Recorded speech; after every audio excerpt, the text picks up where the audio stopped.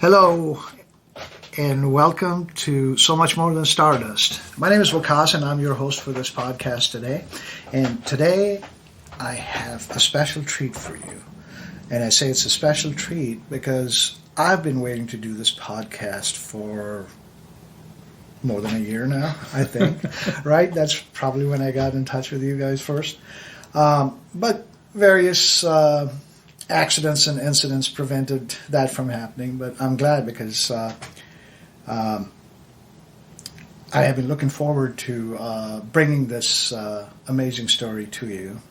I promised you that I was going to bring you regular folks who are just like you and me.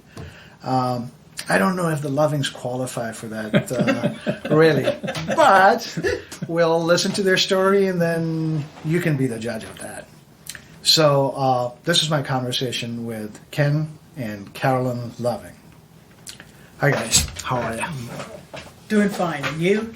I am well. Thank you so much for agreeing to do this in spite of me making promises and, my sound guy not bringing the mic over and all of that stuff. But it has been on my mind. And, of course, Mike Morris, Dr. Michael Morris, was the one who referred you to me or, came in really excited one day and was like, you got to talk to this guy. It's an amazing story. I think, Ken, you'd gone to see him. And so we'll dedicate this podcast to Dr. Michael Morris because he's been so insistent that we do this, and he's very excited about listening to your conversation. So, Carolyn, yes. let's start with you. We exchanged. We had a conversation about a year ago, and you were kind enough to tell me about. As we laid the foundation for this podcast. So, both of you were born and raised around this area in the Midwest, is that right? Yes. In fact, Mike's dad and I went to school together. So we are both from DuQuoin. Oh, Mike Morris. Oh, okay. Dad. All right, gotcha. Alan and I are not classmates, but I think a year, maybe 2 years apart in high school. So we both came from DuQuoin. Or I came from DuQuoin, not Ken. And I graduated there in 1967. And I left and I went to Illinois State and picked up a degree there and picked up a husband. So you guys met in Illinois Yes. State? And you were born and raised in... Danville. In Danville, yeah. So these are both towns in central Illinois, you would say, east central Illinois, something. It's different from Chicago to southern Illinois. Well, anything outside of south of I-80 is southern Illinois, right? Yeah. So, so you were born in Danville, and you went to Illinois State University also. Right. And that is where you guys met. Right. In a logic class. Logic class. Yes, and she seduced me with Twinkies. Well, that's not very logical, though, is it? Twinkies, huh? Mm-hmm. Do they still make Twinkies? Mm-hmm. Yeah. They do? Yes. I thought that Hostess, right? Or whoever made... They last forever. So right, so you have the... We have a Twinkie card for our anniversary. So. Aww. That's cute and romantic. So you had an anniversary recently? August. 53. 53. 53 years together. Yeah. Yes. And you've still more to discover about each other, huh? Periodically.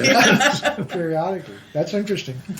My biggest fear of staying with somebody for any length of time is, well, after a while, what do you say to each other? Haven't you said everything that is to be said and heard everything? But it's good to know that periodically there's new treasures to be found, so to speak. Huh? He recently learned that I went to music camp and played accordion. He didn't know that. That's a secret someone will keep. Tom Waits is of your opinion, too. Yeah. Tom Waits says, do you know who a gentleman is? Somebody who knows how to play the accordion, but doesn't. There's a reason why he's one of my favorite jazz musicians. So you are now the one thing that I wanted to remark on, and basically because I'm a first generation immigrant to this, is your families, both of your families, came to America In the 1600s. in the 1600s, Right. 1619, yes. And both of your families were from England or Yes. Yeah. English extraction, right? Yeah. And yet you told me from the 1600s, both of you were the first kids in the family to go to college. Right. Do I remember that correctly? I find that so amazing. We come to this country and we want our American dream to happen right there and then. I've made it here now. And it is amazing to me. That was one part of your story that I kept thinking about. And I was like, that is some perseverance. But, both of your families were farming families. Is that No. right? No? Yeah, tell me a little bit. I mean, both grandfathers were in accounting. In fact, my mom's father was vice president of the company that became Sunbeam Bread. Oh, right. But you didn't have to have degrees. My dad was president of the American Surveyors Association, no degree. Huh. You didn't have to have that. You had to have the experience, and you got the job. Right. But now that's another story. Yeah, it's not possible to do that anymore. A bachelor's is just, Yeah. okay. You gotta start at least out have with a a master's. You start out with a bachelor's, and I think education has become more. Just like healthcare, it has graduated from what used to be an ethical endeavor to a business model, and that I think you lose some of the original intent while you're doing that. So you make your way to. Had you already been through? Had you already been drafted and all that stuff? You mean the Army? Yeah. Oh, I wasn't drafted. I enlisted. Oh, you Because enlisted. I was going to be drafted. Yeah. So this was. Now, was there a difference in being enlisted and being drafted? Did that Well, change? I got to be an officer, Oh, okay. All right. So you went to school after you were done with your. No, I got my bachelor's before, then I Okay. got my master's afterwards. And what was your bachelor's? What was your? Both are in sociology. Okay. Yeah. But then I went and got a bachelor's in computers so I could actually make money. Right. But that was after you had come Yeah. back, right? And Carolyn, you were studying pure math. Yes. Tell me more about that. Well, I guess that's one way I seduced Ken. I was a sophomore in college, and I was taking senior level math courses, and he thought I was a senior. He would not have dated me as a sophomore because I was his sister's age, and that was just too young. Yeah, So- that was just not done. Yes, but I did. I ended up getting a degree in math, and then later on I ended up getting an MBA in finance when we lived out in Maryland. Yeah. So, math, I would hazard a guess, was an unusual area of study for women. Yes, there weren't many math majors Right. when I was in college. And if you were a math major, you were also in teaching. So you were going to be a teacher in math. And I did not become a teacher. So How did you discover that you were good at math? Or how did you, figure out that that's what you wanted to study? it's just always been. Really? I can't think of it as being a conscientious decision. It just, that was going to be the field I went into. There were, I would say, 6 of my high school classmates, female, who went into math. So apparently, we had a very good math background in DuQuoin. Apparently so. So you shout out to your teacher who prepared you for that, huh? All right. I'm impressed. Math is one of those things. I never got into calculus, but while I was pre-calculus and stuff, I was good at it. Once we got to calculus, it stopped making any kind of sense, and I was like, yeah, better do something that doesn't require that much brain. So, hence medicine. Yeah. So you guys are seducing each other with Twinkies and other baked goods, Right. And he doesn't know how old you are. That's right. And you kept that secret from him well. Yes, I did. All right. So Your families knew each other? No, Oh, no. our They did. families did not know each other. I Okay. mean, DuQuoin is just 20 miles here north of Carbondale. Right. And Danville is up by Champaign. Right. I didn't know that. Yeah, so no, our parents did not know each other. Okay. But So, Dad flew down Yes. and met your parents before we got married. Yes. so the majority of your relationship developed while you were at college, because Right. you were obviously, far apart geographically Right. at home. Right. Right. Okay. And then, how long did the courtship last? 6 months. Ages. Did it? Ages, yeah. 6 months. Did it feel like ages? Had our first date on February 23rd and got married August 20th. August the 23rd. So I can remember dates really easily because she was born on the 23rd. So if the 23rd comes up any month, I have to buy her a present. Yeah. What attracted you towards Ken? Oh, God. Humor. Yeah. Humor and cute. That's a great quality in a guy, isn't it? Or in a woman too. Humor I think is makes up for a lot of deficiencies that we have as people. Mm-hmm. Yeah. How about you, Ken? Good looks. I mean, that was the very initial thing. I said, oh, she's good looking. I'll go talk to her. Then she could put a complete sentence together. And that was a good thing. And then the camping. Her parents Right. went camping, and she Right. played the piano. And she was nice. And she brought me Twinkies. That's a win-win. Yeah. Right. Yeah. Did you guys make music together? Because I remember you telling me that you gave guitar lessons through school, Yeah. which helped you, pay for some of the No, it college. didn't help me. It paid for it. Oh, it did. Okay. Yeah, that was my only income for 4.5 Yeah. years. So did you guys perform together? No. No. Not, We never did a nursing home? well, nursing homes at Christmas time. You can, Okay. if you can call that performing together. Yes. Yes. Of course. Yeah. But music served to bring you together. One of the things, yes. Yeah, it brought you closer. Yes. So you guys did gigs at the nursing homes? Yeah. Yeah.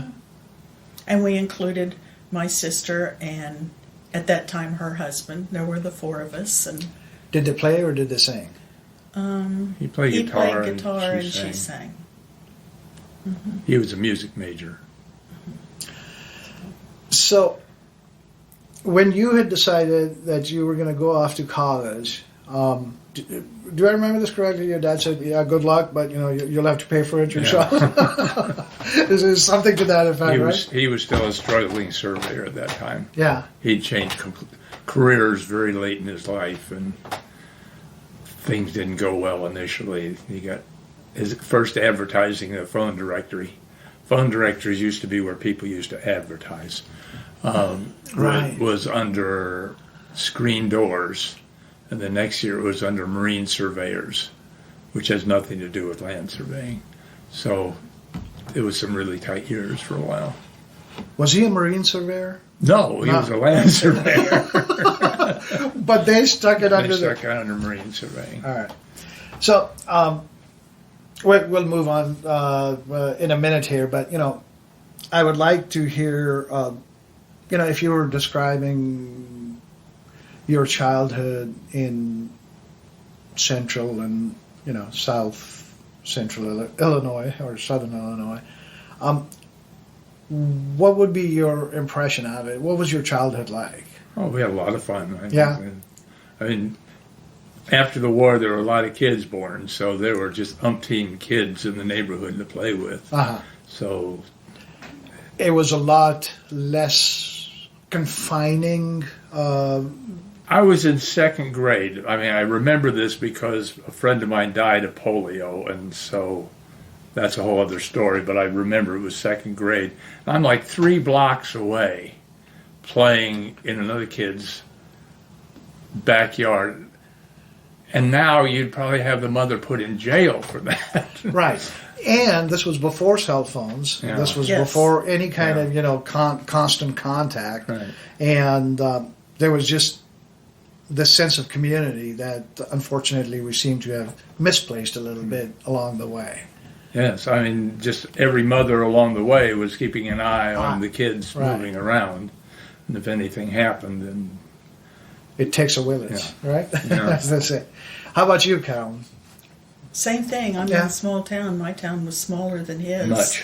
Much smaller. So we were very familiar with the kids in the neighborhood, and when it got dark, you knew to go home. Right. And that was the signal, time to get home, unless mom's yelling out the door because it's dinner time.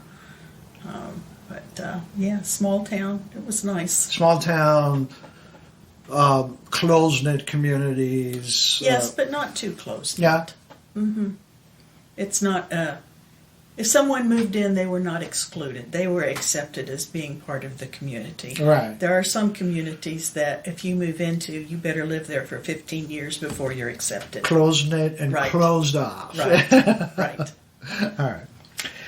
So here you guys are, and how old were you when you got married? Both of 20. you. You were 20? 22. You were 22. All right. Did you?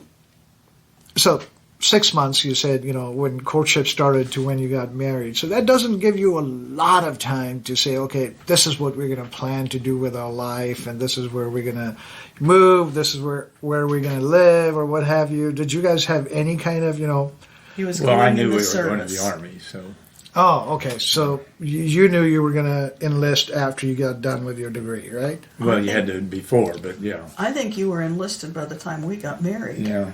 Because we yeah, I got definitely married had in to. August, and he took off in February 2nd. February 2nd the next year.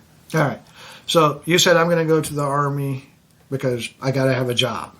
No, No. because I would be drafted. Oh, I would you- have been in. I would have been drafted late February. I went in early February. I had been drafted late February. I had been in Vietnam by July. Yeah. So I said, infantry Yeah. officer. That's going to take a year of training. Rangers.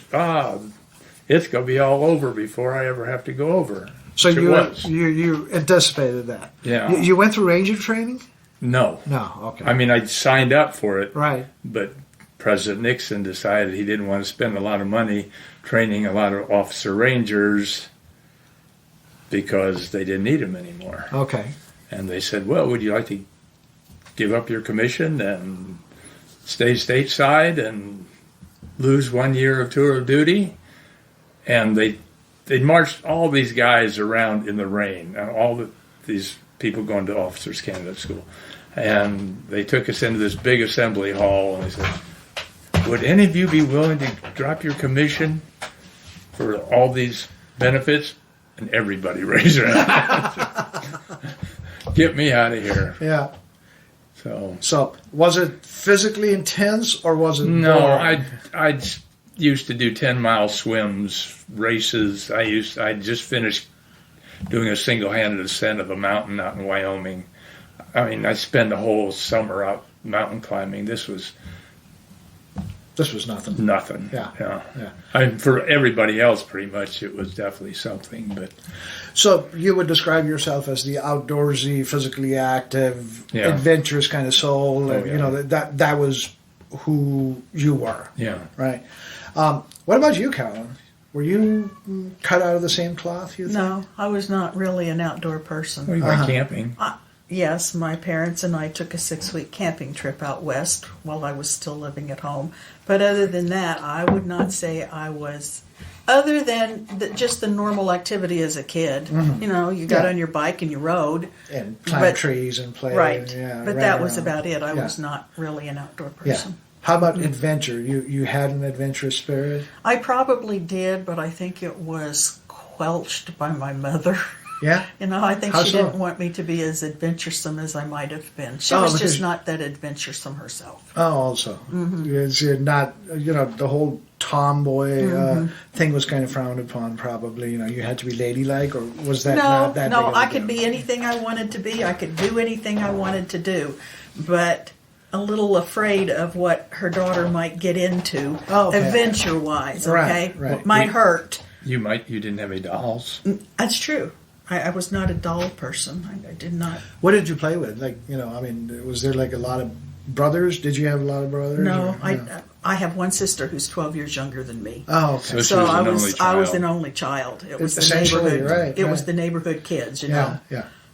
Yeah. So Okay, so when Ken went for his training, did you go with him, or did you stay at home? Or, No, I was 2 years behind him, so Right. I continued in my schoolwork. Right. So I continued that semester at ISU, and at the end of that semester, we knew that he was going to be somewhere stateside. So I stopped school. I did not pick up my degree at that point in time. So for a year and a half, we lived in Texas. And then when his time was up, we came back to ISU, and he picked up his master's, and I finished getting my bachelor's at that point in time. So that's how we ended up getting the degrees that we did in the time frame that we did. I see. And your service helped you pay for your Oh, master's? yes, it was totally. the I GI didn't Bill? have to work or anything. No. Yeah. Did you still give guitar lessons, or? I taught college teaching guitar for a year down in Texas, but no, I didn't go back and You were too I was busy. the only person that got a master's degree in less than a year at Illinois State. Less than a year. Yeah, 11 Wow. months. So Illinois State is Normal, Bloomington. normal. Okay, yeah. it was a rather intense year. Well, I bet it was. But you said you'd done that because you wanted to get done with it, get a job, Yeah. start working, and start making some money. Yeah. And so because now you were married. So Yeah. okay. So what happens then? During graduate school, we decided to build a boat, didn't we? I think it was. Oh, yeah. I mean, yeah, definitely. We had a small sailboat that we sailed on. We had a 20-footer. 20-foot shark catamaran, and there were a couple of lakes near Bloomington. We also spent several weeks up on Lake Superior. We carted the boat up there behind a car and went sailing on a 20-foot shark for Cruising a week. on the 20-foot shark. Stuffing the sleeping bags down the halls. For a week or so. And somewhere in there, we decided that the only way we could see the world was to build a sailboat and go. So that's what we did. All right, let me explore this a little further. Where did you learn to sail? We didn't. You did not have any formal training No. in sailing. No. But you said you had sailed before on the lakes. And Well, We bought a sailboat. Well, he was in grad school. Well, even in the Army, we went out Well, sailing that's with true. people. A couple of people took us out on a lake And down it was, in we're Texas. never going sailing again. Right. so it was that bad. Yes. The rudder fell off, little things like that. That sounds like my sailing experience. So, but at the same time, there must have been something that attracted you enough that, you came back and you were like, let's try that again and see if we can do a better job of it, right? So you got a 20-foot catamaran, you say. So a catamaran is a boat which has like a couple of floaters. 2 hulls, yeah. Yeah, and then there's usually some kind of... On a shark, it's just a flat board. There's no living space. It's just flat like this tabletop and 2 amas, Well, hulls. hulls Yeah. on each side that Yeah. has a hole back here, and you can stuff stuff down in there in order to keep it out of the water. But other than that, it's just a flat board in between the 2 hulls. And there's nothing to prevent you from rolling off the No, into the water. no. So it's basically a flat surface on, Right. on floaters. Right. Okay. So that was your That was our first boat. that was your debut Right. into the world of sailing. Right. It was still fun, I assume. Yes. Yeah, because you got some mileage out of it. Right. Well, we were teaching Power Squadron then, weren't we? No, I don't think we were We at had to that be. point in time. Well, somewhere along the line. After we started Build building the boat, yeah. ELS. Okay, so you had discovered that you guys worked together well as a sailing team, Right. and that both of you wanted to go see the world. Right. Because one of the questions, I'll admit, I have discussed your story in general terms with eager anticipation with some of my friends, and almost all of my married friends go, "Well, you gotta ask the guy how he convinced her to go do this with him."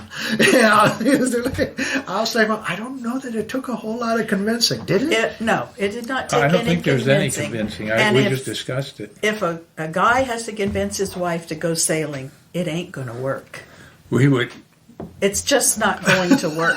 We pretty much didn't let people know we were building the boat, but every once in a while, somebody that wants to build a boat would come by, and the husband and wife would be there, and the husband's talking about, oh, wow, and the wife is sitting in the corner with her arms crossed. Right. I'm thinking, please That don't ain't gonna start work. building that. Like 1 out of 10 boats that they start building ever gets the water. Right. And, 1 out of 10. Yeah, and then that just gets the water. Right.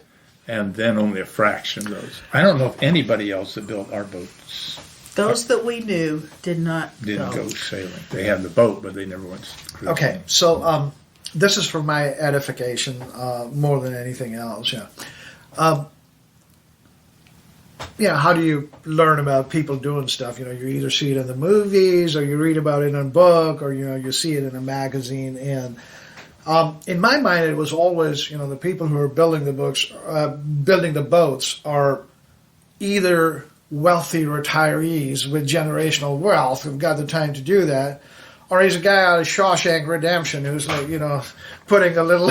We sort of fit in the middle of that. Yeah. Well, we definitely didn't have any money. Right. That was the question. You didn't have any money or not any. We're right out money. of graduate school, first job. Right. So when you decided you were going to build a boat, were you aware of the challenge that you were taking on? Probably not. Yeah. Not in its entirety. Right, You not had in its some kind of an entirety. idea, yeah. Right. But we approached it in a logical manner. Well, you met in logic class. So. Yeah, well, she did a lot better than me. I took 2 classes with her. Yeah. I got 2 D's in college. I'm not going to tell you which courses they were in.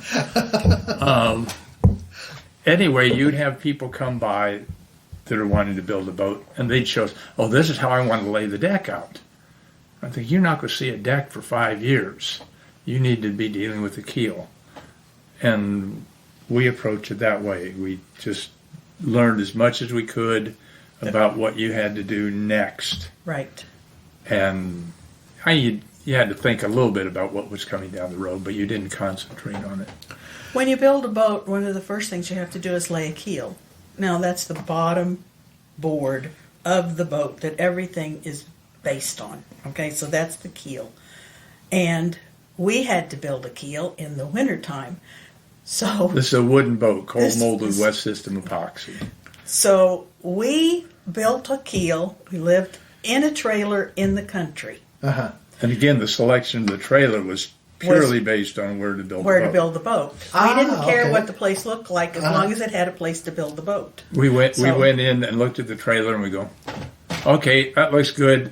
Then we looked at the shed out in the back, and the farmer that's running us the land and selling us the trailers going, what is going on here?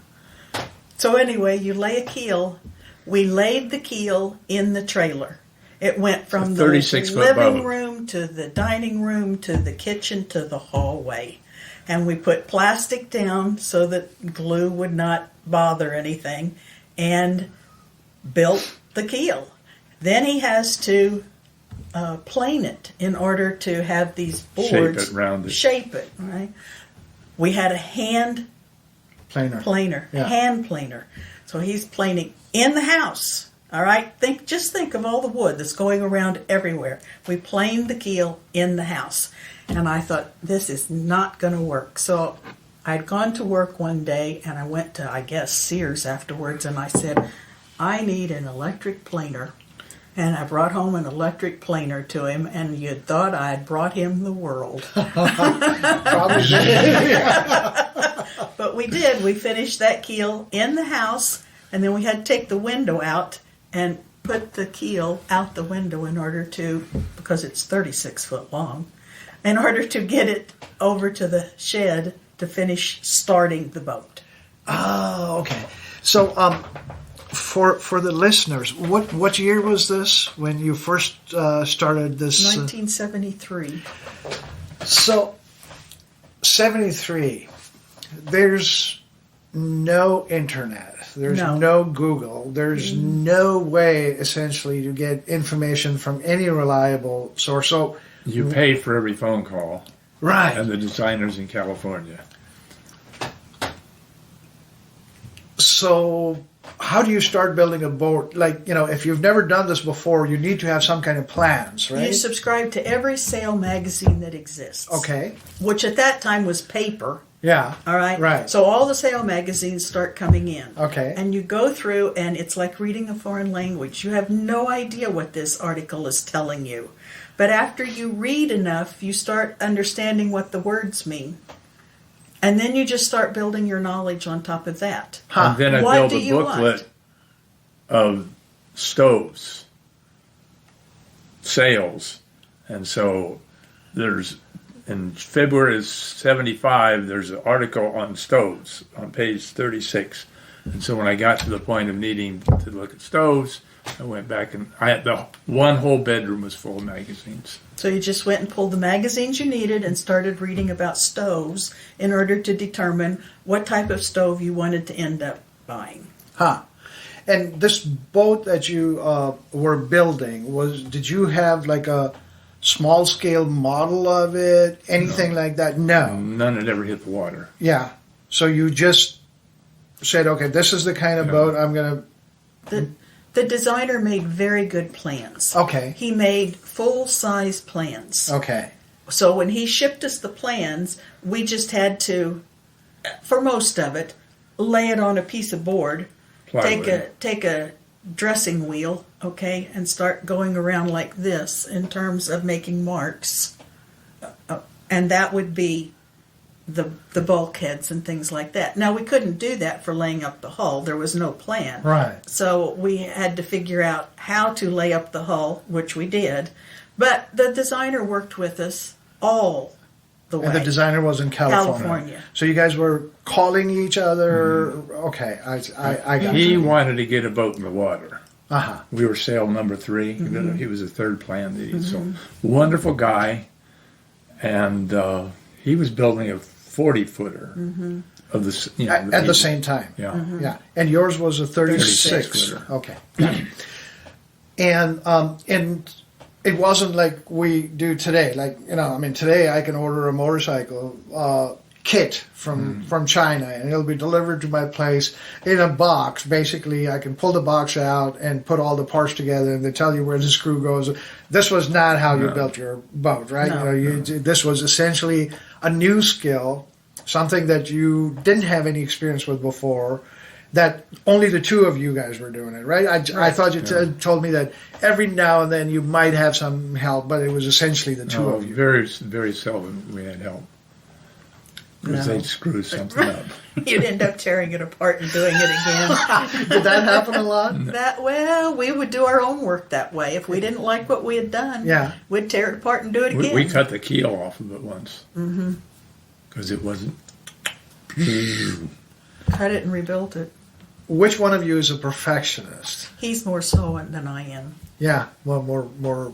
Wouldn't you say that's true for the boat? Well, for the boat. For the boat. For smoothness. Okay. I mean, you're a pretty perfectionist, too. Okay. But I would've- wanted it smoother than she did. I Yeah. wanted it to look like fiberglass. Yeah. And it did. So how long did this whole project take you? 6,500 hours. 5 years. 5 years it took. Nights and weekends. And there were times that you were really down in the dumps and you were thinking, I'm never going to finish this. We never hit bottom at the same time. So if I was down, he pulled me and said, we got to go work on the boat. Or if he was down, it was like, come on, Ken, we got to go work on the boat. So I would say 4 nights a week after we got home from work, we worked on the boat. And then Plus always- the weekends. So there was definitely this intense focus and singleness of purpose. That was it. the main thing that you guys were doing. For 5 years. Well, Yeah. the 6,500 hours is actually building, not things you screwed up and redid, not planning. So that was the actual Yeah. time Actual spent time on the spent. boat and other stuff, talking to, Not talking. to people who were, you were sourcing stuff from or doing the research and all that. This was That- actual labor Yeah. that you were putting in there. Right. We went up to Chicago once a month to a multi-hull meeting. And there were people up there that had 32-foot, 35-foot sailboats. So We could talk to them, and then that once a trip to Chicago, we would make a list for the entire month of stuff that we needed. And when we went to Chicago, we would go to the various stores that we knew, and we would load up the car. And then that would keep us going for what we needed for the next month. we became good friends with this very large building that just did nuts and bolts. And they'd see us coming, oh, why do you have this? So, Do you need? You need more wind or anything? no. Light? Oh, You yeah. need You light? want light? No, we're good. Okay. Yeah, I mean, All I right. can see you guys great. Okay. Yeah. How long after you had gotten married did you get started on this project? Well, we were married in '69, and we started the project in '73. And we were in the So- Army. And we were in the Army. so- Right. And graduate school. And graduate school. And so, literally after graduate school, we started deciding which boat we were going to get. right. We went through about 3 major ideas of which boat we were going to build before we finally decided what we were going to build. Okay. A lot of people who are newly married would go through an experience like that, and there would be conflict, and there would be, a lot, a fair proportion. And did you guys experience any of that, or was it a bonding, teamwork sort of experience for you guys? And do you think that, you just told me you celebrated your 53-year anniversary. Do you think that whole endeavor might have contributed to you being able to work with the other person, understand ups and downs in relationship better, or Makes you or breaks you. That's right. one would guess, right? Yeah. You come closer together, you absolutely hate each other. Yeah. I mean, just think when you finally get on that boat, the furthest away you can get from each other is 36 feet. I know that's a fairly daunting thought too, right? Yeah. Am I correct in assuming that almost any money that you had at that time, you guys were just starting out in your career? Any money went to the boat. It went to the boat, right? Right. That was your baby. That was Right. the thing that was the sole focus of. Right. I cannot tell you the name of a restaurant in town. Yeah, because We never went. yeah, Yeah. it was everything Right. went towards the boat. Right. So, did conventional domesticity ever impinge on your thoughts? Well, what are my friends doing? Well, they're buying a house, or they're doing this, and here we are building a boat. Did that ever enter into the equation? No. I Well, don't think so. The graduate school people all went their own way. I had one guy who was in graduate school I hired, but that was about it. Yeah. So One of the graduate school guy that started building a sailboat. he was probably under your influence. Yeah. Yeah. All right. So 5 years go by. You have managed to, build the boat. Right. Do you remember the day that it was finished? That you thought, okay, it's done. You cannot forget. Yeah. You have a 36-foot, 24-foot wide boat. Now, Right. it's a trimaran. Yeah. So you have a center hull that you live in, and you have 2 outside hulls. Yeah. It's a 36 by 24-foot boat, and you have to go 40 miles to the river. So On highways. On highways. Yeah. So we had laid out how we were going to get to the river almost before we started building the Yeah, boat, because yeah. we knew that Got all was the going to permits. We got all be the permits. Yeah. an issue. And I guess I can say it now because it's probably past time. But You won't go to prison. I won't go to prison on this one. All the counties but one would say, okay, you can do this. And the one county said, nope, you can't. We said, well, we're going to run it anyway. Yeah. And so we did. And when it came time to move the boat, we had to take the whole end of the shed out. You know what a Quonset hut is? Yes. Okay, we had to take the whole end of a Quonset hut out Uh-huh. and roll it out, put it on a lowboy trailer, Uh-huh. and go down the highway 40 miles to the river, the Illinois River, So where were you building, Pontiac, Illinois. and where was the, access point to the river? 40 miles. 40 miles away, and I can't tell you what area it was. Okay. I We don't can't, remember. even on a map, we can't Even on a for map, sure. we can't. But pointed you out. knew that that's where you were going It was the to only place we could go. Every once in a while, when it rained, we would go along the road and take the street signs and shake them Yeah. and loosen them up. So that you So when we got there, we'd pull them out, the boat would go by, stick it back in. well, it's, Yeah. Again, this is all the planning. You right. You have to plan. have to plan everything. Yeah. So when you finish the boat, then your focus immediately shifts to let's see how it does in the water. No, No. no. Okay. Time to go sailing. Time to go. Sam. The Illinois River locks were going to shut down on a given day, Okay. and you couldn't get out. Because they were going to shut down for maintenance. So you had to leave, or you're stuck there for at least the summer and the next year. Right. So it was go Go. now or wait another year. Okay. And we'd retired. So it was go. Okay. So what was? Yeah, were you already packed and ready to go? Yeah, sold, Oh, yeah. sold that We'd place sold we the lived, place, Yeah. quit our jobs, Okay. and I guess we had gone back to your parents' house. And when we came back, it had flooded. And Bad. We were on a floating dock, fortunately. So if we were down here when we And left, the road is up and the here. road is up here, when we came back, we could see the boat from the road. So we had to wait until flood stage went down and all the refrigerators and sheds and everything else went by. And when it got down to a certain level, it was like, okay, this is it. And that was the first time we turned the engine on and backed it up Yeah. and left. Long goodbyes with the family. Yeah, Mom and Dad came over in the plane, and they're flying over us as we're putting up the river. And That's we didn't cool. even know if the engine had We handled didn't even know if the engine would handle it. Was not exactly a powerful engine. So what was the plan? We were going to go up the river through Uh-huh. Chicago, which we did. Then we crossed Lake Michigan, went up the west coast of Michigan, went up into Canada in the islands there, the Les Snows. Came down, when we were up there one morning, we got up and Ken slipped on ice because it had frosted that night. And we said, well, I guess it's time for us to head south. So we went down Lake Huron and the Detroit River. And there's an island in Lake Erie. Perry, Yeah. Commander Perry, Yeah. there's an island named after him there. And we did not realize that it was a holiday weekend. Ooh.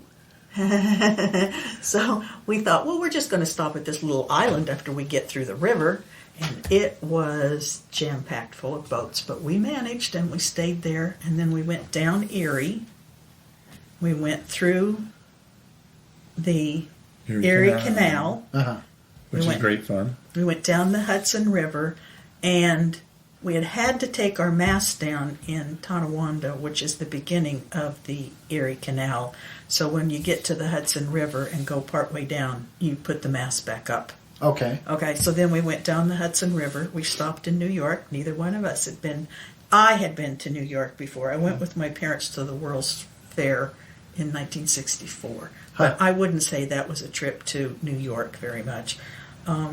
So we stopped for New York, and then we went out into the ocean and went back up the Delaware Bay, through the Delaware Canal, down the Chesapeake Bay, went all down the Intercoastal Waterway, and ended up in West Palm Beach, Florida. Right? West Palm Beach, I'm sure. There's a lake there. And at that time, it was close to Thanksgiving. So we went back home and surprised our parents. We rented a car, drove home, So surprised our left the parents, boat there. Left the boat Yeah. there. And then when we went back, we just had to wait for weather. And when the weather was right, we went on to the Bahamas. There's no GPS or any of that stuff. No. back then. Yes. So that was one of the questions I had. How were you plotting your journey, and how was the route determined? How did you figure out where you were going to head next, or had it been the objective all along to take the waterways until you were able to access the ocean? Yeah, well, we wanted to see. I mean, we're going there to see stuff. Okay. Remember, not going to this sail is how around we the world. could go we seeing. get to Right. see Charlotte and everything else in New York, and going across the Gulf Stream is a hassle because the Gulf Stream's going 5 miles an hour north, Okay. and if the wind is coming from the north, it's really bad. We've crossed the Gulf Stream numerous times now, and it's never been nice. Huh. But it can be really bad. Okay. And so you have to figure out that the current is going this way and you're going to the Bahamas that way. So you leave just after sunset and hope you see a lighthouse when you get to the Bahamas. Because those Know where islands you're are going. small and you can miss them. So yeah, we've had people that we know that did That miss did them miss and then them. had to sail back and find it again. But that was navigation back then. We did have a sextant. From the Army, I took an extensive captain's course on navigating and all that type of stuff. And that came in handy? Oh, Did yeah, you use a whole lot of yeah, that? yeah. And what kind of maps were you using? Standard navigational nautical Charts. stuff, and- Charts. Okay. we had all sorts of stuff, detailed did charts dead of the reckoning. Bahamas. So was there a lot of dead reckoning? Oh, that's the yeah. only way you got around. Yeah. So Except for, as I said, all that getting down to West Palm, you knew where you were because you were within sight of land. right. But Yeah, other like than 30 that, feet either way. So. right? It's easy then, but once you Right. get it out in the open water, Yeah. It's dead reckoning. dead reckoning. So you know, It was it the first time that the ship blew up? I think it was the second. Second trip. We were going across the second time, and it just got really bad. And in the middle of the night, the Coast Guard calls us up and wants to know who we are.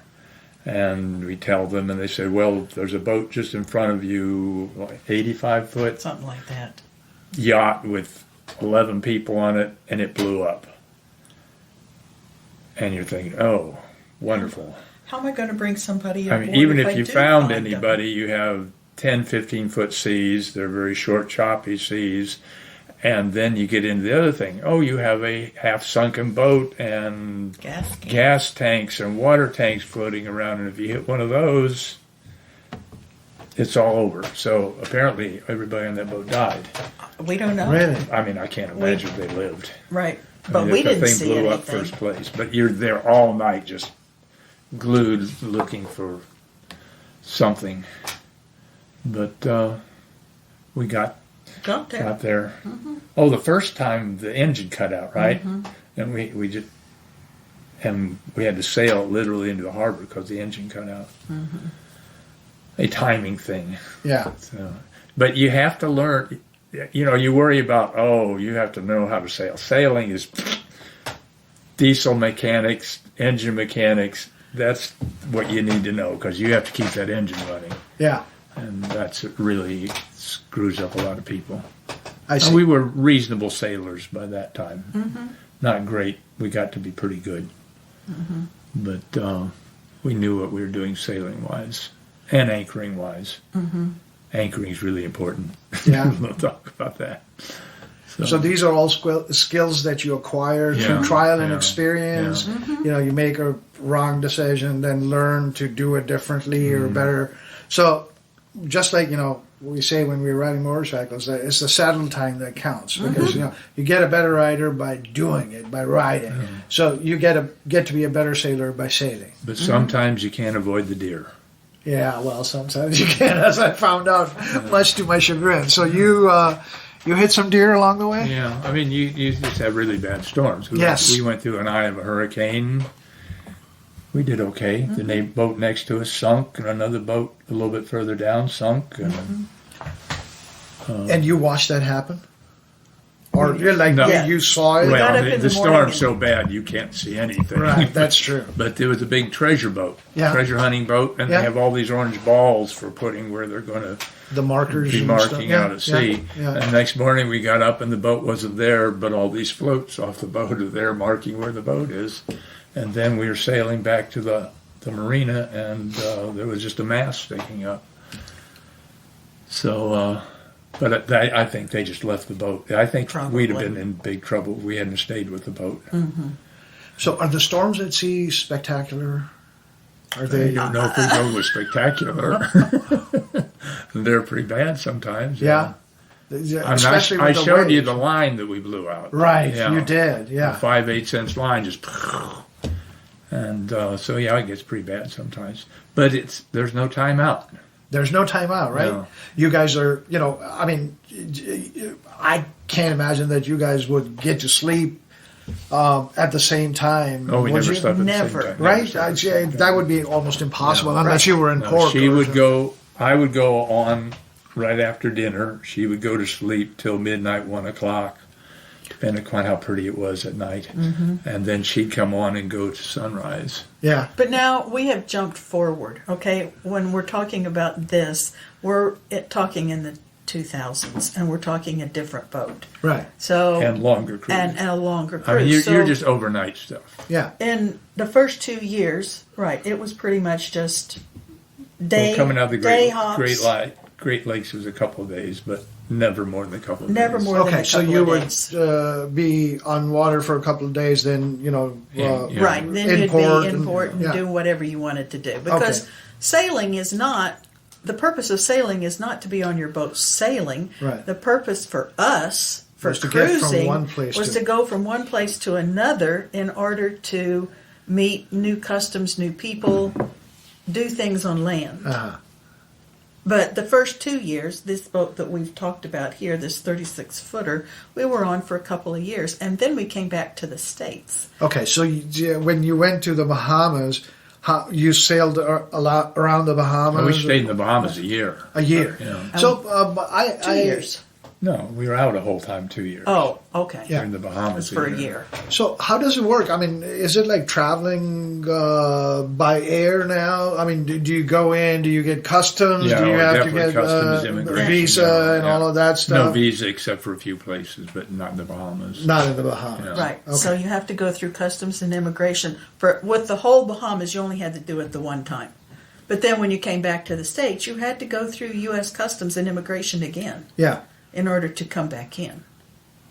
I see. And do they? Even though we're Well, U.S. citizens, we had to. Right. We had to call it Will in. we go to prison now? No. Because when we came back, I don't know if we ever called them up. That's true. So When we came to Florida, we cleared We them. called. yeah. We cleared it. And do they? How does that go? Do they board your ship? And No, you just go on in. Okay, all right. Gotcha. All right, so you spend the 2 years, cruising around the Bahamas. You're getting familiar with the salt life, as they say, and you're learning, the ins and outs and the more technical aspects of it. Now, you guys were used to living a pretty frugal lifestyle because you were putting all your money in the boat. And living on a boat is not a very, unless you're uber wealthy, it's not a very lavish lifestyle, right? It's No. yeah. Tell me a little bit about how you, what do you eat? And We eat just like you. yeah, Well, I mean, we ate a lot of fish. The That first time 2 around. years, we ate Yeah. a lot of fish. The It was second great. ate none. Right. really. The fish were gone. But- we could go shoot a very nice 1.5 foot fish about any time we wanted to, or lobster. But when we went out in 2002, we never pulled the spear out. Really, Yeah, there was just nothing left. it was all fished out. Yeah, For us, it was. Yeah. You had little things that we didn't want to take. yeah. Yeah. We wanted to let them grow. But whatever you would eat on land, we could eat on the boat as long as we could find the ingredients and cook it. And Well, we and didn't eat have it, much and refrigeration. we had in the Bahamas. right. We did not have much refrigeration in the Bahamas. So if we had leftovers Yeah. for supper or dinner or whatever you want to call it here, if you had leftovers, you had it for breakfast. Ken's sister and her family came down. They had 2 children at that point in time, young. And we had spaghetti one night. So the next morning we had spaghetti omelets. The only thing they talk about in coming down there's one other to thing. well, there's 2 things they talk about in coming down to see us was spaghetti omelets. Yeah. Okay. And the second was the porta potty. Yeah, of course. I was just going to ask that. They were quite intrigued. Quite with intrigued with the porta potty. with the potty.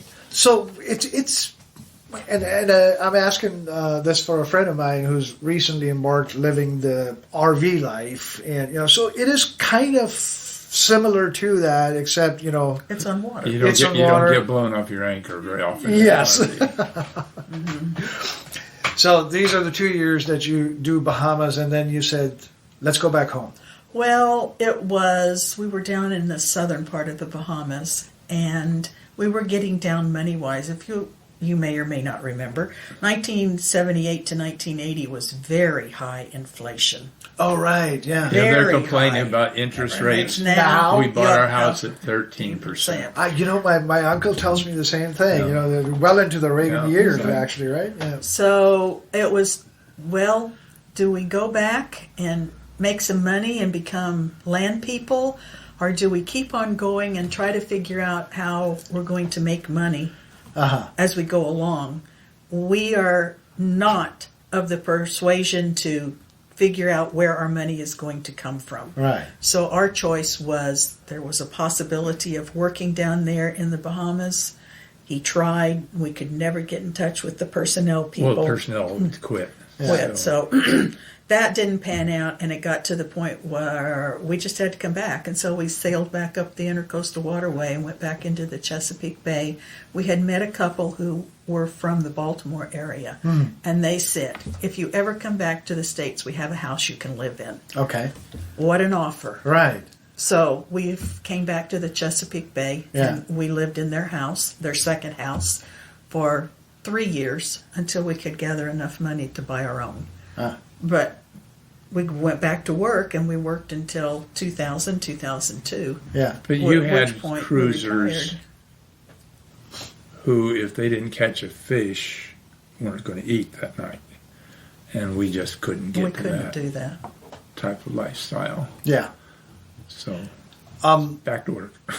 How big was your pantry or the space where you? I mean, I'm assuming that you carried canned food. Oh, you'd have a half a year of food Yeah. with you, Yeah. So you were able to at least plan a little ahead and had a fallback plan B. But I do remember you mentioning that you'd pull into a port and your first mission was, let me go find a fish for dinner. Yeah. But that was just in the Bahamas. Oh, okay. All right. Gotcha. Again, for those who are thinking about sailing, the Bahamas is probably the toughest place there is to sail. Right. It is. Yeah. You have all the bad weather coming down from the States. Oh, and you get these right, really right. severe fronts And coming then through. you have it also in hurricane season coming in from the east, bringing in a lot of bad weather. So And then the anchorages are really screwy because you have to anchor between islands, very small islands. And so it's very tight anchoring that you never do. And we never Bahamian moored, I don't think, anyplace else. never. And you had to do that almost all the time in the Bahamas, which means double anchoring. Oh, okay. Gotcha. So you didn't spin around. Whereas any place else, you just drop an anchor and you spin around wherever the wind blows. I see. Yeah. So when you're at anchor, your sails are down, right? Oh, yeah. Yeah. Okay. So, so you're living. You're back to the States. Do you still have your boat? Oh yeah, we kept that We for kept a number it of years. We until- raced for a number of. We had a very successful racing career. Really? Good. And we kept it until 1987. I'm pretty sure it was 87 or 88 we sold the boat. So where were you doing all these regattas or? Chesapeake Bay. Chesapeake. Oh, in Chesapeake Bay. Okay, yeah. It's a big time racing area there. I did not know that. I've been across the Chesapeake Bay Bridge, which is spectacular, but I didn't realize it was like a sailing/racing mecca. Oh, down and there. Annapolis and Yeah, Naval Annapolis. Academy, We heard of yeah. that, right? I coached sailing at the Naval Academy for Is a that while, right? yeah. Did you ever teach in a formal class, or it was just like teaching sailing? Teaching sailing. Yeah. Oh, that is We go out in the boat. right. Of course, No, I meant like Yeah. in a classroom or a There class was at this college. American boat was the first American boat to win a major ocean race. And they called me up and said, would you be interested in coaching on Moxie, the name of the boat? It's like, heck, I'd drive halfway across the United States to see the doggone boat. And so You coach the crew. Yeah. Wow, that is amazing. If you want a humbling situation, you Yeah. ought to be coaching these buff, Yeah, young, yeah. very smart guys. Navy plebes. Maybe naval, at the Naval Academy. Oh, so it's, all of the people were from the Naval Academy? Yeah. Yeah. I see. Are there like sailboats in the Navy? In the American Navy? Well, I don't know if they used many, but I bet they had 50 boats for different sizes for Yeah. racing and, They had to know how to sail. Did they have to after they graduate? I don't know. probably not. But the navigating and all the other stuff. Yeah. Rules of the road. So tell me about the whole dead reckoning. I think you mentioned that to me, Carolyn, the last time we talked. I was asking you about, okay, if you're dead reckoning and you've got, you've set your route and you're going to follow that, how do you know that you're still on? And you're like, you don't really. You don't. Yeah. So That's why it's called dead reckoning. yeah. So how would you and You know said when you get there. Well, no. Yeah. I mean, you're going from here to there. The Right. current's going this way, so it's moving you this way at this rate. So Right. you have to be, instead of sailing for there, you have to be sailing for here. Right. And by the time you get there, that 5 mile an hour current is going to bring you back to there. And you also said, this was before we had cell phones and GPS and all that stuff. Yeah, you used a ham radio or a wireless. Not No. then. Not then. No. The only time we had connection with parents or family was you would go to a phone booth on one of the islands and you would tell the lady sitting there, I would like to make a call to the United States and here's the number. And then you would go and you would sit down and you'd wait and wait and wait and wait and wait. And finally she would say, okay, Kenneth. And Kenneth would go and there would be the connection made. So he didn't even dial his own number to phone home. Were And you- that's how you made international calls. And then you paid them. And then you paid them. Oh yeah, yeah. I do remember that part of it. Mm-hmm. Were you guys ever homesick? Like going? Oh, initially? Yeah. Yes, very Yeah. much so. Yeah. But after a while, no. After a while, it He just- wasn't. No, I Yeah. don't think so. Yeah. He wasn't. I was. You were fulfilling your life's purpose. It felt like. I don't know. I enjoyed what I was doing. Well, I enjoyed it too, but I still Missed your mommy. missed mom and dad. Yeah. Yeah. So, Now, so how long did you work before, while you were sailing and racing in Chesapeake Bay and you're teaching? How long was that stint stateside? we came back in 1980 and we left again in 2002. So we were back in the Maryland, Baltimore area for 22 years. Wow. And all that time you had a boat? No. No. Assorted boats. We always Assorted. had a boat, but we went through multiple boats. It might be a 16-foot Hobie. It might be a... You're bad with motorcycles. I'm He's sort of bad with sailboats. Yeah, yeah. At one time, we had a rack of canoes, kayaks, and think we had sea 10 kayaks, tins, and we had them canoes and lined up, and I kayaks. think we had 10 or 12 all at once. And that's just the canoes. And that And was then just- we'd have 2 lasers and a big sailboat for racing and a 15-foot boat in Baltimore for racing on weeknights. So So when you were doing these races, you say a big boat. How big is? yeah, 36. Well, The 36-footer initially. We had a 27-footer. We raced for a while. We had a 25-footer. We raced for a while. I think that was about it for racing. except And for in it Baltimore. would just be The two of you Yeah, always as the the 2 crew? of us. Always the 2 of us. Yeah. wow. That's quite amazing. Yeah. Especially when you set a spinnaker. The That's sp- a pretty picture. Big, colorful sailboat. Sail out in the front of the boat. Oh, okay, yeah, the one that bellows Yeah, out yeah. like that. And yeah. So that requires another person. No. No, we could do it. Yeah. Still did it, but it got awkward sometimes. It dumped. We were in the lead into a race into Baltimore, from Annapolis to Baltimore, and we had this giant red spinnaker, and I screwed up somehow, and it went literally totally underneath the boat. And I'm sitting there pulling it out. Please don't catch us. We still won the race. Oh, nice. Where's all your racing cups and trophies? Oh, I they're think we got rid of most of them. Yeah, There's did probably you? a couple around here somewhere. Yeah. All right. So, did you always have in mind that once you were done with this No, stint, you were no, going to go back out on the no, open I ocean? don't think that No. was. How did that come about then? in 1999. We had a sister sailboat, like Of our our first 36 one, of our 36 footer. Oh, okay. On the Chesapeake Bay, and they had been out sailing, and they said, "Our sails are stuck. Can we come to the dock and you help us?" They were not able to really climb their masts too well, so they came to our dock. They wanted and, to put my life at right. So risk, they so. put his life at risk, and so he went up the mast and undid their sail, and we're sitting there, and they said, "We met this couple with 2 kids while we were out. They're just in the river south of us.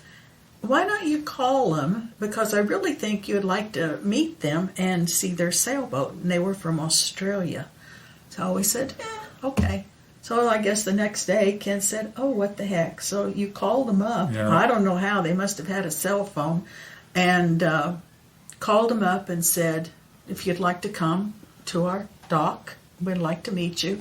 Well, in the sailing community, you make sure that if somebody comes to your dock, you feed them, you take them to the grocery store, you help them wash their clothes, okay? Whatever it takes to make life more comfortable. So we did all of that while they were there. But when we got home that day, they were at the dock. It was fall. I guess we had raked or they raked. I don't know. We got home. They were from Australia. They had never seen leaves. And they were just diving into piles of leaves and having a ball in the yard. We had a nice time, a nice visit, and late that night, Ken said... Showed us the boat. Showed us the boat. Ken said, "I really like your boat." And Owen said, "Thanks, I built it." And Ken said, "You built it?" And he said, "Yeah, I This built... is a 43-foot aluminum boat. I build sailboats." Ken said, "Oh." It was downhill from there. That's downhill from there. The next morning we go to work, and before we go to work, they're still at the dock. He walks down on the dock, and he's looking the boat over, and I'm saying, "I guess that's our next boat." Yeah, I know he didn't want to go to work that day, but he did. Yeah. Sure enough, we talked them into building a boat for us that winter. Because they were supposed to go down to French Guiana to build a boat in the spring. The non-rainy season. Yeah. And so they couldn't wait. They couldn't do it in the spring for us. They couldn't go and come back. And then I think they were going to Canada after that. So Ken said, "Well, you willing to stay the winter?" And they had no idea what winter was all about. And they said, "Well, we have to have a place to build the boat and keep the boat." And Ken said, "We'll find it." And we did. We found a place for them to build the boat, and they could park their boat right next to it. So much happened in such a short period of time. It's unbelievable. Right. But you had to find all the aluminum, which is not just going to Home Depot and getting aluminum.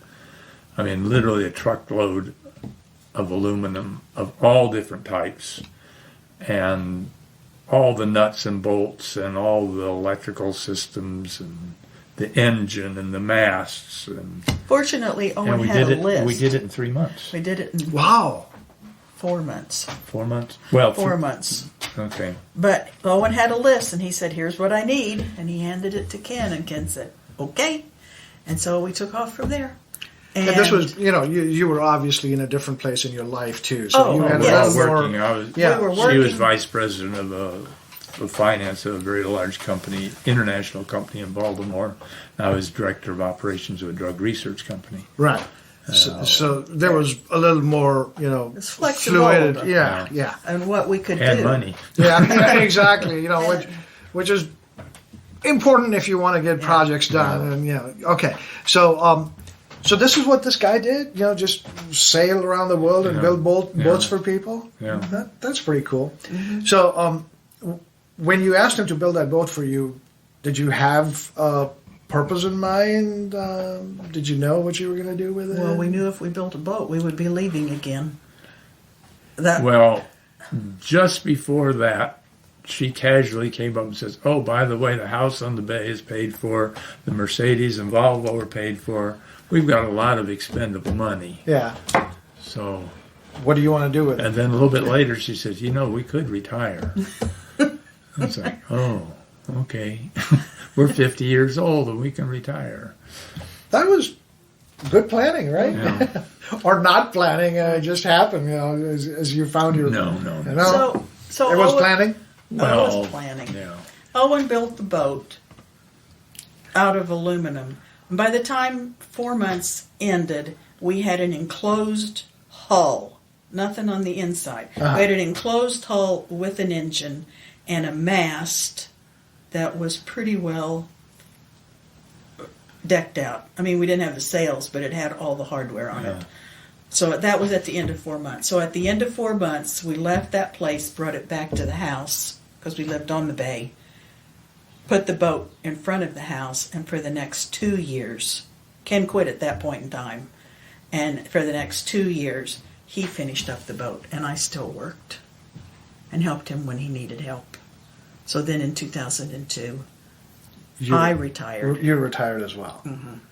And did you sit home at all, or no? No. As soon as you I retired. retired the beginning of May, and I think on May the 10th or the 15th, we were out of there. Okay. We had already sold the house. Right.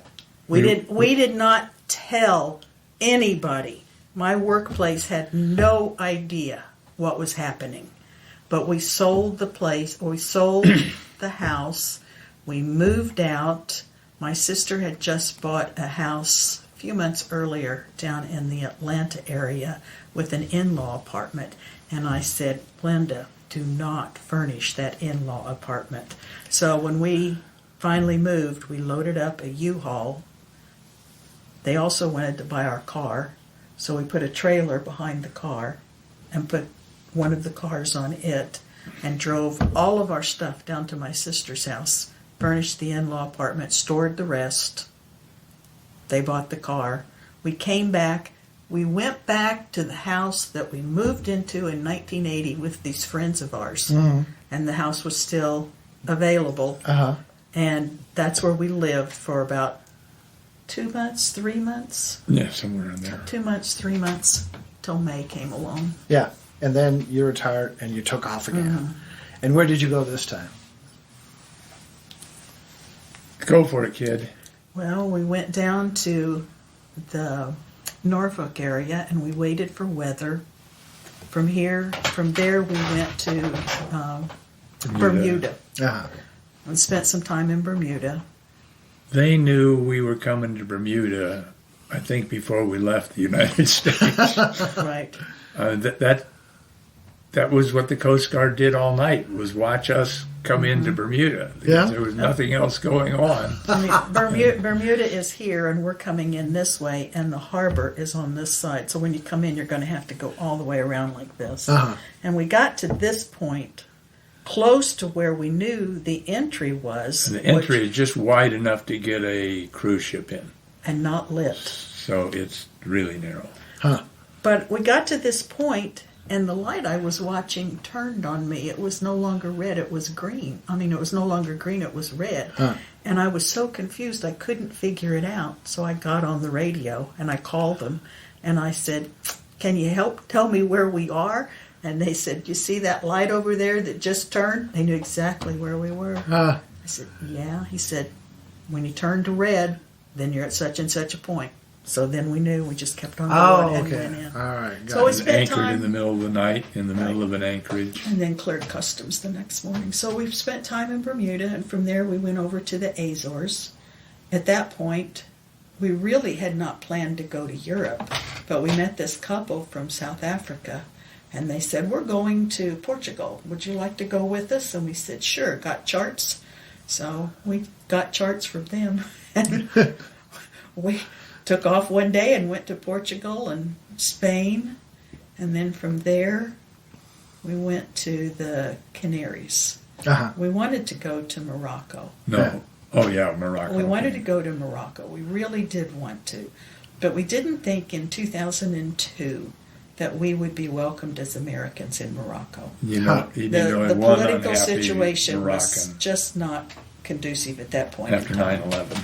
Oh, So- right, yeah. So we went to the Canaries. From there, we went to Cape Verde, Yeah, which is which is part of Africa. Right. And then from Cape Verde, we had to get a visa. This is the first time we've really had to get a visa now. We got a visa to go into it's Brazil. the only time we ever had to get a visa, isn't it? I don't think we had to get a visa. Anyway, Yeah. We had to get a visa, and so we sailed down to Brazil, and we got there on Christmas Eve. And the custom people were so nice. They said to Kent, "Go celebrate Christmas, check in afterwards." And so that's what we did. So we stayed in Brazil for 6 months. Huh. Wonderful country. We would have stayed longer, but Yeah. you do not mess with Brazilian customs when No. it comes to staying in the country. Right. Oh, 6 months we left. We went to French Guiana, went to Devil's Island, Where's that? French Guiana. French Oh, Guiana. okay. Yeah. Okay. And from there we went it's a to the terrible French prison camp. Right. Oh, was that where Papillon Yeah. was That's it. written? Yeah. That's oh, it. okay. Yeah, all right. All right. So from there we went to the Caribbean, and I think we hit every Venezuela. island in the Caribbean, Went to including Venezuela. Venezuela. And then we came back to the States for a summer. At that point, it had been 2 years, and we knew there were several things we wanted to do to the boat that just was better to be done in the States. So we came back, and it's hurricane season. You're either below the hurricane belt or above it. So we decided to go above it and come back to the Chesapeake Bay for the summer. So we did the repair work and the additions that we wanted to do. And at Put in a desalinator, a water Right. desalinator. Water system on desalinator. the boat. It was a big one. and a new wind generator. Didn't we do No, I that? don't think we did a new wind generator. Maybe we did. We did something new. Anyway, at the end of the summer, after hurricane season, we turned around and we went back again. Sailed straight back to the Caribbean. Went all through the islands again. Went to Venezuela. Lovely country. Yes. It's Just so lovely. sad. I mean, it's It's just so a beautiful, sad. beautiful country. They had an ice cream store that served 400 flavors of ice cream. Wow. You've never had ice cream until you've had onion and squid. Is it good? It's different. It's an acquired taste. I wouldn't order it a second time. But I mean, I'm sure all these nice restaurants we went to, They're gone. they're gone. They're gone. Yeah, yeah. They're gone. One would think so. Yeah. That's too bad. Yeah. And we had the national champion of off-road vehicles take us around for a week or so, all over Venezuela. Just some scary stuff because this guy was crazy. It takes a lot to scare you guys. I mean, he knew where he was going. Yeah. You know you can jump over that hill because you've been over it 50 times. Right. I've never been over that hill. Right. And he goes, we had fun time. Went all the way down to Brazil. Right. Went all the way down to Brazil again. And then after Venezuela, we went through the ABCs. Right. Aruba, Bonaire, Curacao. Right. And then went to Colombia and had a very nice time there. And Yeah. you would not think of going to Colombia at that point in time Cartagena. because of all Cartagena, the drugs. yeah, But yeah. in Cartagena, it's not in my backyard Yeah. as far as the drug lords are concerned. Yeah. So it was safe. Yeah. And that's where we spent our time.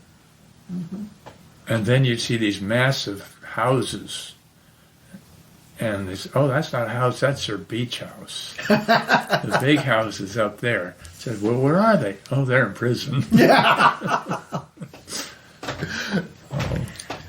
And then after Colombia, we went up to Honduras, Guatemala, and Belize. Yep.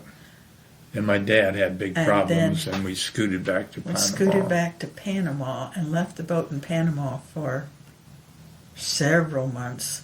Flew back home because his mom was in the nursing home and his dad was not doing well at home and his sister needed help. So we came back and he passed away. Then after that we went back to Panama, to the San Blas Islands, Yeah. spent time in San Blas, went through the canal and went to Ecuador. and then did land trips all around Ecuador and Peru. And then we went to the Galapagos. Out of Ecuador, went to the Galapagos. While we were in Ecuador, Ken spent a lot of time out in the sun as a child. Lifeguard. So he had this thing on the back of his neck. Oh. And when we had been home, we had gone to a dermatologist. Which and they said, didn't catch in Southern Illinois. They said, no problem. So down there, it's still bothering us. So we went to a dermatologist down there, and the dermatologist said, yep, cancer, got to take that out. So they took it out, and the dermatologist said, now it's going to be a couple of weeks before we need to take these stitches out. Ken said, no, I'm leaving. I'm going to the Galapagos. So I took stitches out at sea while we were sailing. That must have been challenging. It was. Snip, snip. Snip, Yeah. snip, pull. From the Galapagos, we went to the Marquesas. That is the longest stretch of open water in the world, between the Galapagos and the Marquesas. It's 3,000 miles. We were out 3 weeks. We were out 3 weeks, whatever. We'd it done was. several 2-weekers. Yeah. But this is a 3-weeker. That was a 3 So this was trip. the longest time Longest you've been. time at sea without seeing land. Yeah. So we went to the Marquesas, and from there we went through French Polynesia. We went to the Tuamotus, Tahiti, Moorea, and Bora Bora. Yeah. And then on to Tonga, at which point it was going to be hurricane season again. At that point in time, this is 2007, I guess. So from Tonga, we went to New Zealand and spent the time in New Zealand for the weather to go away, winter to go away. We turned around the next year, went back to Tonga, went to Fiji, and returned to New Zealand. Now, you cannot get in and out of New Zealand without going through a gale. Really? That's where we That's- blew that line. New Zealand is in the, part of New Zealand is in the Roaring 40s. Huh. Okay. So we had And one, sometimes it roars. Yeah. 2, 3. 3 trips Yeah. in and out of New Zealand. And Each hit a time we gale had to east. go through Yeah. a gale. That's a scary experience. I don't know if I get scared because you just have to deal You with just it. have With so much stuff. You're doing Yeah. so much Yeah. stuff. So, yeah, okay. When you I blow the understand. line out, Yeah. you have to go deal with the sail Yeah. and you get another line and put on it and get going again because it's still a mess out there. But I don't think I got scared with any of that stuff. I wouldn't say we got scared. It was just you dealt with it. Yeah. So we have lost friends at sea. It's I'm sure you have. It's yeah. not like we haven't. We Right. have. It does happen. And Yeah. we had a good friend that we met in the Azores Azores. and meet on again, off again. PhD in computers and math, statistics. She'd go off and do speeches every once in a while to make money. And she was just helping with another boat, and they didn't make it. So nobody quite knows what happened. So, did you tell me that you sold your boat in New Zealand Yes. and then came home? Well, I hurt myself. We had Oh, every right. intention of going Further. up into get down to Australia, and well, it's actually up to Australia, but and then get up to Thailand. So there have been several more years. We had all the charts to do that, Uh-huh. and stupid little things happened. Right. And I was jumping on a trampoline and pinched a nerve in my All spine. and right. Yeah. I was in misery for a better part of a year. Right. I still can't feel my fingertips. And you So- do not cross the Indian Ocean in less than 100% ability. It's just too rough of an ocean to cross. The Indian is. Well, I Indian. mean, any of it is. Yeah. I mean, are you going to do it again? Right. I never had any big problems since then, but I didn't know that then. Right. So you just decided it was better. Now, again, you're not selling houses to the United States, and they're definitely not selling sailboats. Yeah, I think Right. in 2009. Right. Oh, yeah. Right after or during the Financial housing crash. crisis. Right. You know, Yeah. and I'm literally we were probably one of the very few boats that ever sold in the South Pacific. It was meant to happen. Huh? Oh my I gosh! guess. The day before we left, we got the check, and it just even now it just creates an anxiety in you. Oh my gosh, what if that hadn't happened? So, but it did, and the people that, and we're good, but these people were really good. Yeah. They were both boat captains and sailed extensively, and they really knew what boat they were getting. They knew the designer, and everything worked out okay. Mm-hmm.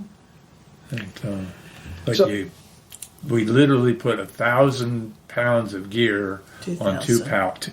a ton of gear on 2 pallets and shipped it back to the States, and then 4 duffel bags of 50 pounds each. When we came home on the plane.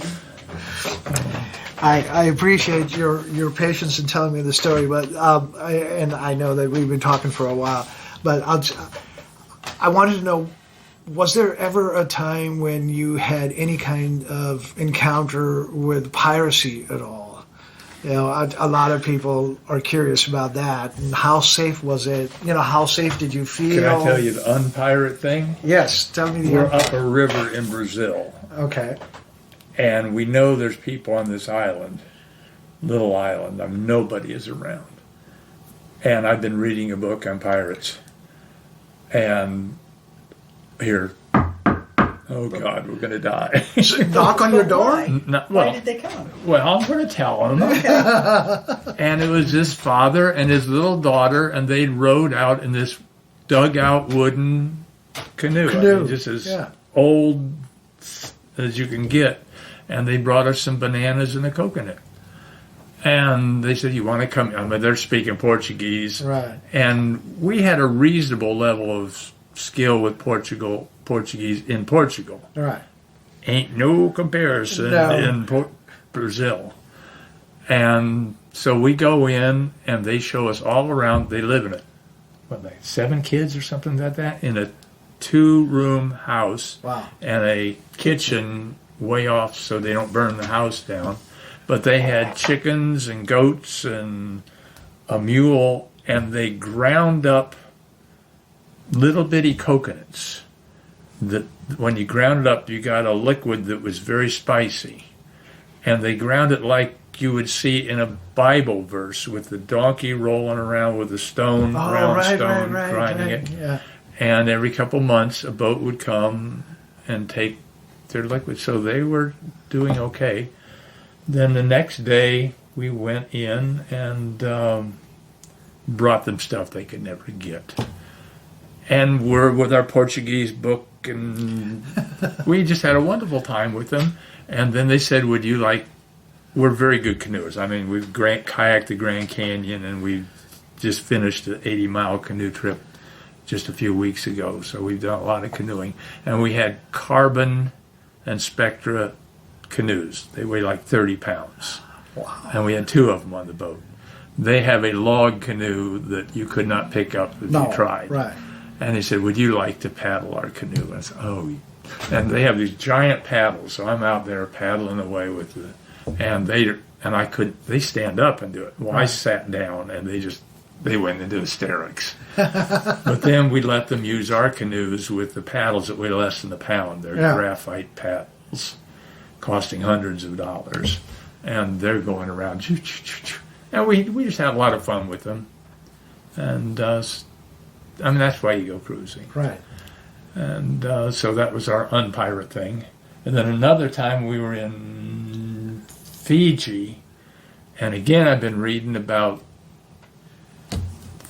there were headhunters. Right. And during World War II, a guy won like a Congressional Medal of Honor, but for them, for going up and killing some Japanese.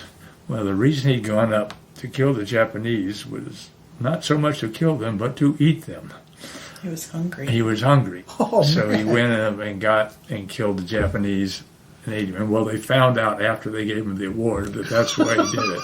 And they sort of let that slide. Anyway, so that's what I've been reading. And so I know these people that we've been sitting down and having ceremonies with, the older people could have been canceled. We're way out in nowhere. And there's these two guys, one with a spear and another with a machete.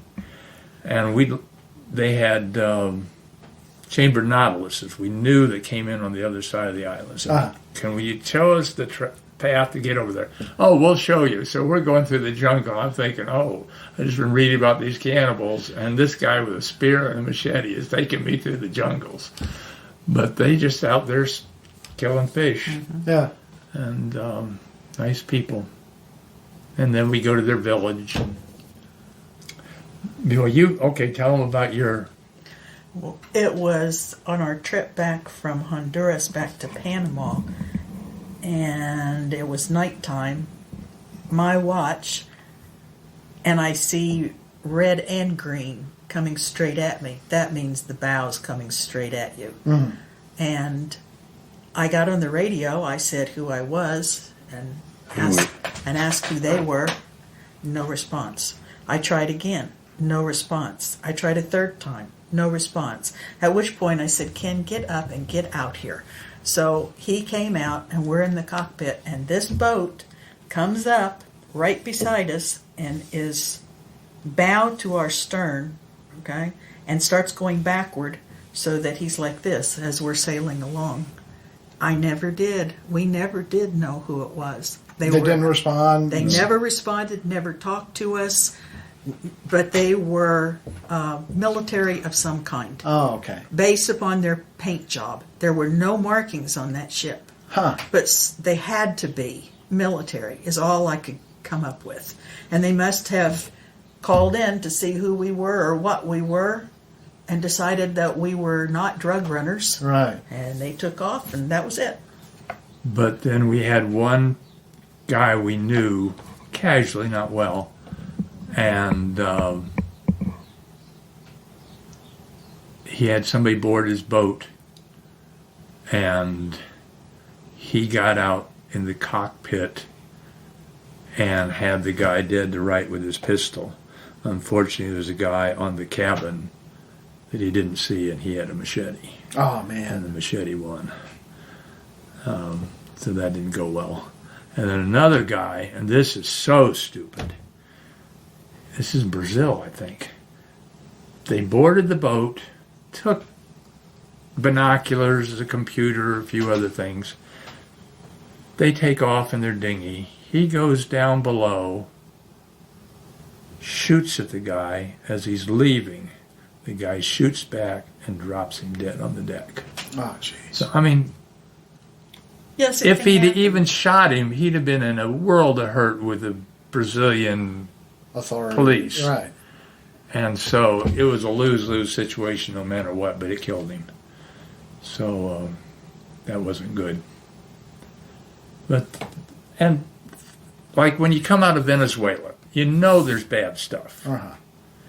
So you go 200 miles straight out. I mean, you're going to Colombia, you could sail right along the coast, but you go 200 miles out because you know not too many pirates are going to come out that far. Right. Or the people you see getting killed, they're just hanging the shore because it's convenient. Okay, so it's it's another day of sailing, and if you're in a slow boat, it's a couple of days of sailing, but nobody's going to get you. Yeah.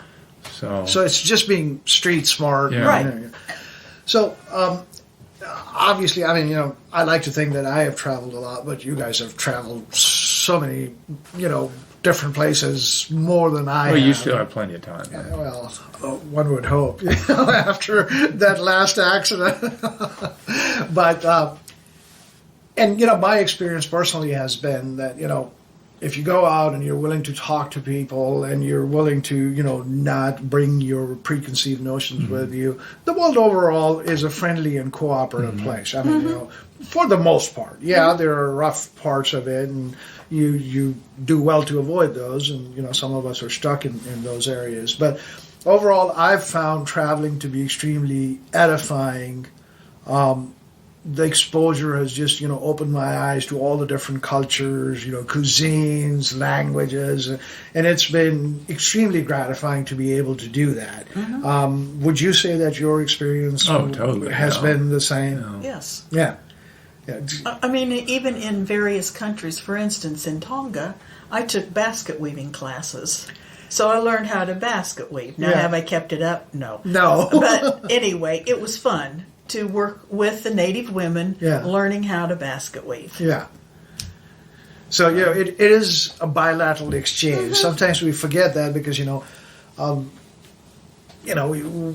live in the West and we learn to be a little hubristic. And, you got to lose that when you go out there and understand that, whoever comes in contact with the other person, we both have things to learn. Right. We cannot be the ugly American. No, that, and that, again, is a stereotype because most of the Americans are not like that, at least, when we are. But you only need one. Yeah, you only need one. It's just like, bad experiences. One boat needs to, get in trouble and then, everybody just focuses on that because that is what is brought up in the news, etc. Well, remember in the Bahamas talking to the young people, we were totally different Americans than the people across the island that were going to the hotels. True.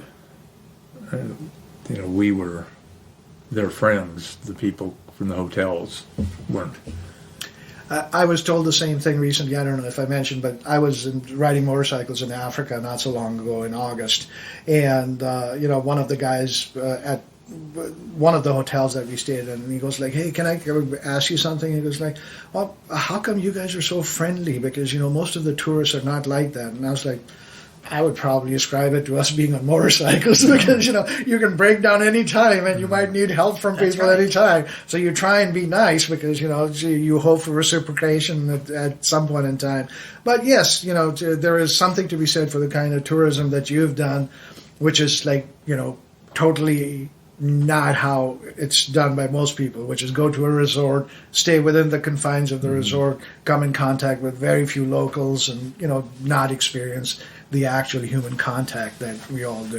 So you said you were planning on another trip in the near future, huh? Well, in a couple of weeks, we're going to go to Antarctica and Patagonia. Wow, what brought that on? Because the last time, we had talked... Huh? COVID. Yeah, because you guys were sick of it the last time we talked. And you said, I don't know when I'm going to be able to get out. We'll do our canoeing and all of that stuff. And you've got cabin fever, so to speak.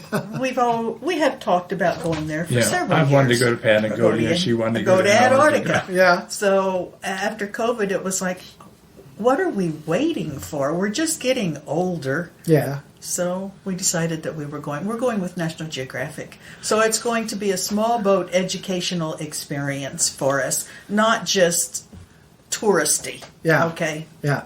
Well, one of my friends told me that they took one of those National Geographic tours up north, to the Arctic. To the Arctic? Yeah, and part of Alaska maybe, yes. somewhere. But they spoke very highly of it, and they said it was very educational. Not only were they traveling, but they were learning so much. Mm-hmm. So I guess that is the kind of thing that they're doing. So it's a small boat, you say? Yes, 120 passengers. Okay, well... That's small compared to most tourist boats. Oh, yeah, the big cruise ships? Right. Yeah.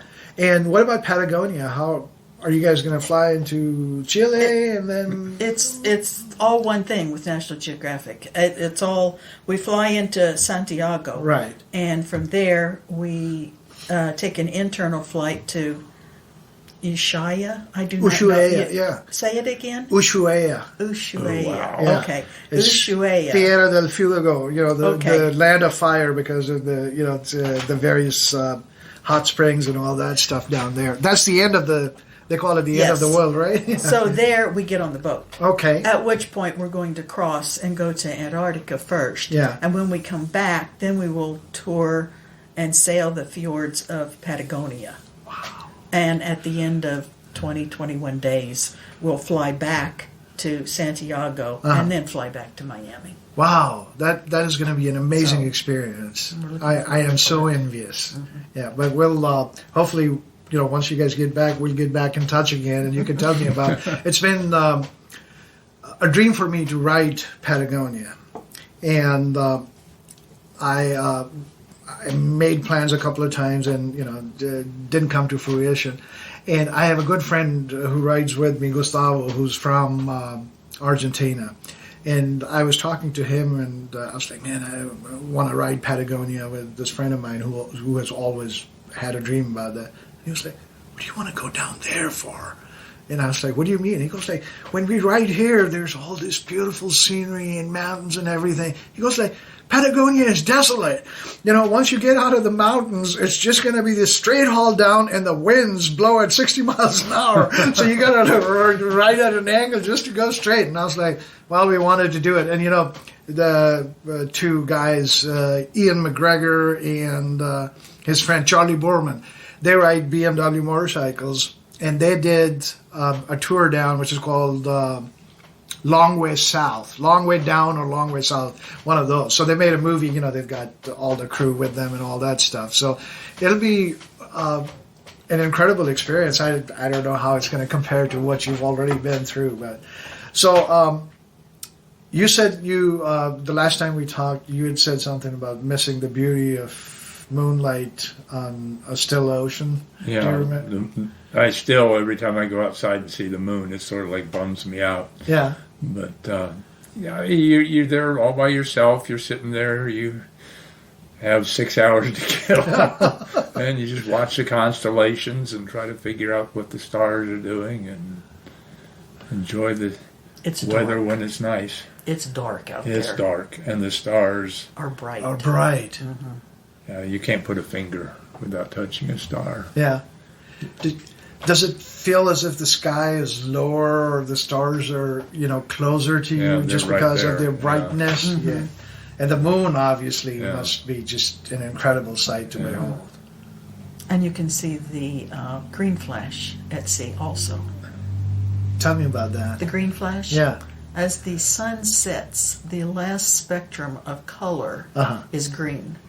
So as the sun is setting below the horizon, there's 1 second, maybe. No, millisecond. Millisecond where you can see green, and it's a green flash. Huh. And it definitely doesn't happen every night. The clouds have to be just right.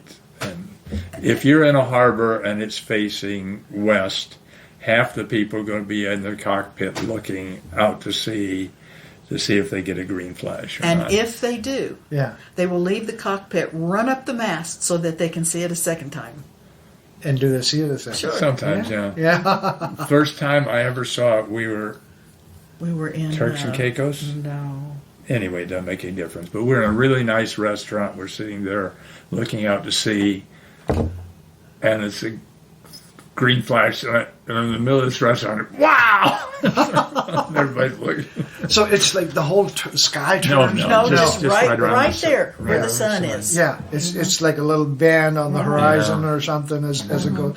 Wow, that I never heard that term before. That is incredible. Something else to put on my bucket list. But you can't see it on land. Yeah. It has to be on water. On water. Yeah. Or And not Lake Michigan. Right, not Lake Michigan. Has even to though be the Lake ocean. Michigan is huge too, right? Yeah, but I don't know. I mean, I wonder if I don't. I've never heard of it, but it's not impossible. Huh. So the adventure continues. Yeah. Yeah. Till we figure out another one. Yeah. Of course, that's always Right. As you're taking the adventure, you're like, okay, what am I going to do next after this one's done? We were in Rwanda and Uganda, and as I was coming back, I was flying over Addis, and I was thinking, Ethiopia has the oldest church there is. The oldest Christian church is not in the Middle East or not in Europe. It is in Ethiopia. And, the whole legend of Queen Sheba and King Solomon, one of the enduring legends is, she was queen of Ethiopia or Abyssinia as it was at that time. So I was like, that might be a place to go and ride my motorcycle. So it's on the list. Well, thank you so much, guys, for spending time and Okay. agreeing to do this. And hopefully we'll listen to some more of your adventures down the road some. Good luck with your tour, and take lots of pictures, and hopefully we can share those when we It's put this just up. going to be penguins and white. No, there's a lot of No, nice I'm things. just in kidding. No, California. it's going to be amazing. Yes, it I'm is. pretty sure. All right. Well, have a good evening, Okay, and you also. we'll talk to you soon. Okay.